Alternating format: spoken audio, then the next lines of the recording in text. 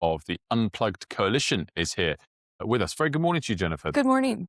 I mean, it's really interesting, actually. I wasn't aware until this morning that Spain was moving in this direction too. France obviously talking about it. When did this sudden pickup in activity start? Was it actually Australia showing that it was possible?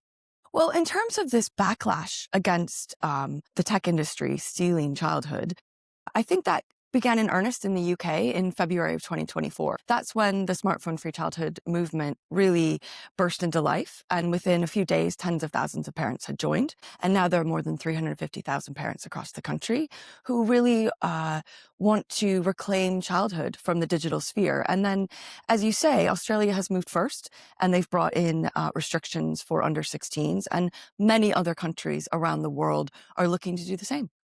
I mean, I guess there'd be a lot more than 350,000 that think about it, whether they've joined an official organization or not. Undoubtedly, millions of parents. And what is the pros and cons of a ban? I mean, I guess the biggest thing against rushing to a ban is there is now one in place in a developed nation with similar characteristics to ours. Sure. So we can wait and assess it before what will be a big decision. Well, I would disagree with that. I mean, it's great that they've gone ahead because we can learn from it and we can learn how to make it constructed and implement it better. But I think we know the harm that this is causing to children across the country every single day.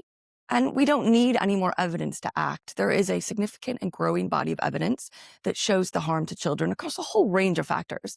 But putting all of that research to one side, I think parents and grandparents can just see the damage that it's giving to children. There's a survey of teachers, 98% support restrictions to social media. This is something where there's very little dissenting opinion. And I think one of the frustrations that parents have is that this government has been dragged into doing this consultation. And the consultation is not about the details of restrictions for social media. It's about whether the government should do anything at all. And that's why the amendment that's coming back to the House of Commons in the next few weeks is such a wonderful opportunity for Parliament to take action. And so I'm, like a lot of parents across the country, really hoping that the Labour backbenchers and the Lib Dems join with the Conservatives in supporting this amendment. Clearly, there has been pushback from even the most ardent advocates of restricting what children get to see online, like Ian Russell, the father of Molly Russell. Do you get worried about where it would push children to darker places on the web? Yeah, Factors like that? I know. I think that's such a weak argument. And there are voices on the other side, and I think it's important we listen to them. But there are millions and millions of parents and teachers calling for action. And listen, we don't say we're not going to ban alcohol for children, because then they might do drugs. We say, no, there's a rule, there's a social norm. Some children may get around it, but on the whole, it's important we have this line in the sand.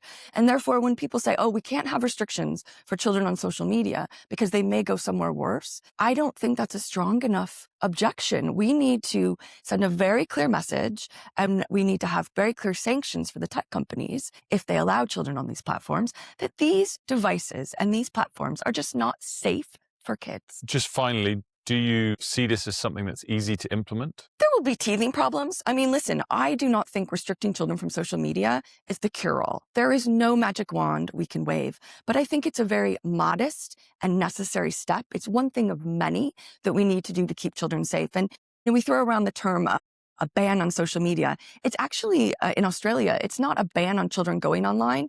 It's simply restricting them from having their own accounts. They can still access the content on those platforms. They just can't have their own accounts. So I do think it's modest. I think it's realistic. I think it would help children immediately. And even if some children work around it, that doesn't mean millions and millions of children won't benefit. So, like I said, really calling on the Labour backbenchers this morning to make their voices heard with Number 10 and the whips, and say, no, we're not going to be bought off with this phony consultation. We want action now. Jennifer, thanks for joining us. We appreciate it.